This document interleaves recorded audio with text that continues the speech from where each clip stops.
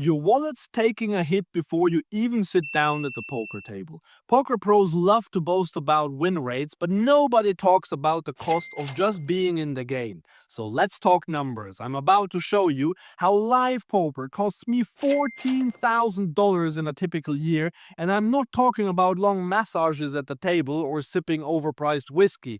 These are the real costs of playing live poker. And spoiler alert, it might cost you even more. But don't worry, I'm also going to show you how to easily slash some of those costs and boost your profits at the table. My name is Andreas Wagner, I'm a poker coach, and I nearly fell out of my chair when I realized just how much I spend on poker each year. Okay, so here's the calculation I made recently for my personal costs to play poker. In the past, I didn't give the costs much thought, it was just part of the grind. But then one day, I was really curious how much I really pay for everything. And so I started writing down how much rake I paid for every single hand I won. It makes sense to start with a rake because this is by far the biggest cost factor, and it is probably bigger than you think. Where I play in London, the rake is 5% capped at £10. In the US, it is often 10%, but then it is capped at somewhere between $5 and $7. In the end, the amount most players pay is pretty similar, assuming they have a similar playing style. Now, here's where it gets painful. I meticulously noted down all the amounts I paid at 1-2, 1-3, and 2-5, and then I divided them by the hours I played. On average, I spent £10 per hour on rake. I will convert all the amounts into US dollars, though, for simplicity, so that's $12 per hour for me. In a normal year, that is before I started making so many YouTube videos, I played around 15 hours a week on average. Now I spend 15 hours scripting videos, but hey, same thing, right? Anyway, these 15 hours a week on average include times when I was away on holidays or ill in bed. So that's around 750 hours a year. If you multiply 750 hours by $12, that's an eye-popping $9,000 per year just in rake. And because most card rooms also take an extra dollar or two per pot for promotions, the sum taken out of the win rate is even higher. I calculated that I spend around $2 an hour for these promotions, so that's another $1,500 per year. I'll explain soon why I think that you might be paying even more in rake, but first let's look at all the other costs I incur. We have the tips, of course. I live in Europe, where tipping isn't a big thing, but tips still add up to $700 a year. And since I don't live in walking distance to a card room, I need to take public transport. In my case, that's the London Tube. A one-way trip costs me around $4, but of course I have to go home as well, so that's $8 that I pay per session that I play. How many sessions do I play? Well, on average, it's about 2 sessions per week, so that's around 100 sessions per year. That's $800 on public transport, and yes, I'm counting every penny. And then there are a couple of cost items that are more general. I subscribe to a poker training site to improve my play. I have a subscription to GTO Wizard and bought software like Flopzilla. All that together costs around $1,000 per year. And once a year, I treat myself to a poker trip. Last year, for example, I traveled to Rozvadov in the Czech Republic, to Europe's biggest poker venue. In other years, I went to Vegas or other European destinations. The costs for these trips vary hugely, but on average, I'd say I'll spend around $1,000 a year on such a trip. So, drum roll please. The grand total is a whopping $14,000.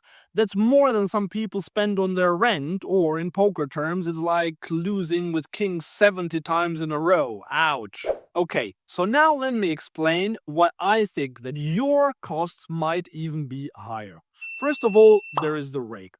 I play a very tight strategy. I rarely call pre-flop because mostly I play 3-bet or fold. This means that I will naturally pay less rake than the average player who will be involved in far more pots.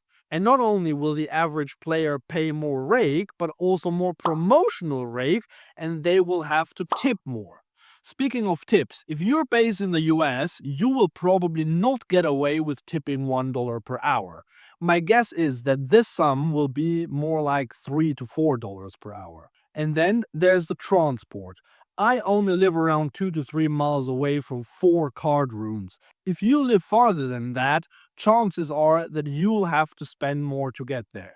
And that's not even including parking if they charge for that. So overall, your costs could be even significantly higher depending on your playing style, distance from the card room, and the number of hours you play. And by the way, if you play online, you will save on transport and tips, but rate might be even higher and you might play longer because it is more convenient and the win rates are typically smaller. So, what can we do to lower these costs for live poker? Relocating next door to a card room might help, but let's focus on practical tips anyone can use. The main thing you can do is adopt a tighter playing style. As I mentioned earlier, playing tighter, calling less, and playing a 3-bet or fold strategy only reduces both the rake, the promotional rake, and tips that you have to pay. The savings here could be as drastic as 30%. And hey, you might even win more, imagine that. In terms of travel, I would suggest to potentially play fewer and longer sessions, especially if you live really far away from a card room. Playing twice for 8 hours is a more cost-effective way than playing 4 times for 4 hours. Caveat being that if you can't play your A game when you play longer sessions, then there's no point staying longer just to save on transport costs if you then hemorrhage money while making poor decisions. And then there's a third way to seriously decrease the costs. This is an indirect one, but a highly effective one if you play your cards right. If you have the possibility to play in a room that offers a cash raise and you can put enough hours in to qualify, that can wipe out almost all your costs. Let me explain. Cash races are typically free roll tournaments where you have to play a certain amount of hours in a given time in order to qualify.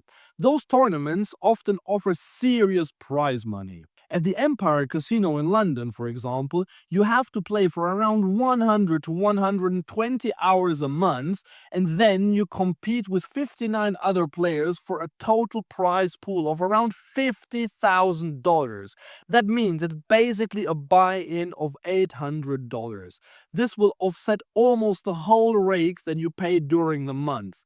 If you don't have a room that offers such a cash race, or if you don't have enough time to play the required monthly hours, then I would suggest to try and find a room that doesn't charge a promotional rate at least. This will not be quite as good as the cash race, but in my example, this would save me $1,500 per year. But where I wouldn't try to save every penny is on the educational side of things. You don't need to be a member of a training site and buy a solver and hire a coach. But if you want to be successful, you need to spend some money on this. You can, however, start educating yourself for free by learning how you can improve at poker fast. Just click on this video here. It's free, but it can be worth a fortune if you take the tips seriously.